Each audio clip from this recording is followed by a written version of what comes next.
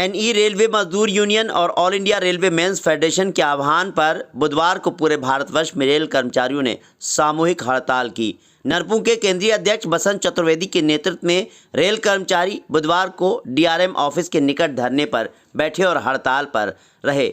उन्होंने कहा कि सरकार हमारी 15 सूत्री मांगों को लेकर गंभीर नहीं है। पुरानी पेंशन बहाल किए जाने का, निजीकरण बंद करने और रेल के पदों पर सरेंडर करने के खिलाफ आज रेल कर्मचारी हड़ताल पर हैं। All India railway men's federation 1924 से रेल के कर्मचारियों के अधिकारियों के लिए संघर्ष करता चला आ रहा है।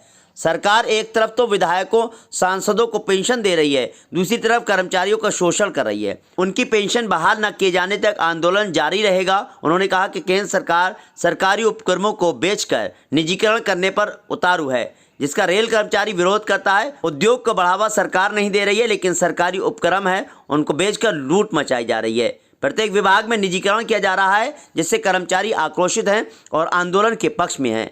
सांसद विधायक तो जनसेवक हैं, उनके पेंशन और तनख्वाह की कोई ज़रूरत नहीं है, लेकिन सरकारी कर्मचारी तो सरकारी मशीनरी को चलाते हैं। सरकार उन्हीं का शोषण कर रही है। अपनी 15 सूत्री मांगों के समर्थन में बुधवार को सब रेल कर्मचारी धरने पर बैठे रहे। भास्कर टुडे के लिए रफत आलम के साथ गुल्लेस खान की रिपोर्ट। पूरे आज भारतवर्ष में all India railway men's federation की जितनी भी एफिलिएट्स यूनियन हैं, उनके आह्वान पर कॉमरेड श्री गोपाल मिश्रा जी के आदेश पर, उनके निर्देश पर ये पूरे हिंदुस्तान में आज भूख हड़ताल हो रही है। सारी ब्रांचें, सारे मंडल और सारे मुख्यालय जितने भी हमारे हैं, वो सभी इस हड़ताल में आज भूख हड़ताल में शामिल हैं।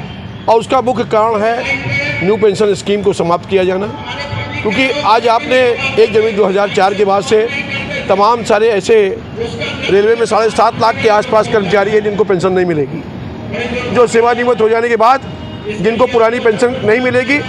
अभी तक नियम ये था कि 1 जनवरी 2004 से पहले कि रिटायरमेंट के समय आपको 50% आपके वेतन का पेंशन के रूप में आपको मिलती थी।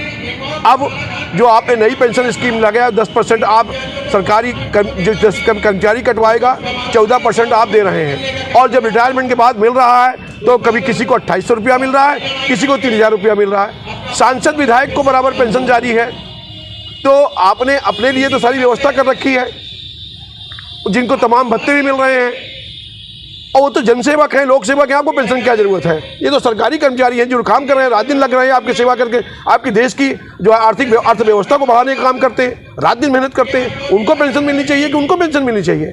तो जिनको नहीं मिलनी चाहिए उनको पेंशन मिल रही है, और जिनको पेंशन मिलनी चाहिए उनकी पेंशन आपने काट दी है। तो ये चीज़ें जो हैं, और दूसरा निजीकरण सबसे बड़ा मुद्दा है।